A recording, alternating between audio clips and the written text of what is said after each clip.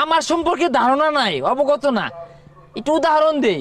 For example, a big মাঠ, one side নায়ক Shakib Khan খারইব, another side আমি খারইবাম, look আমার সাইডে বেশি থাকবো। এই বেসারিস্তা, একটা বেশে দাম 500 টাকা না? মঞ্জু ভাই দহন গেলে 5 টাকা দিয়ে পাওয়া যায়। এটা মোমবাতি কিনা বললেই তাবিজ হয়ে যায় গা। আমার তাবিজের মধ্যে 100 লেবুর শক্তি আছে, ও না থুক্কু থুক্কু 100 কন্টেনের শক্তি আছে।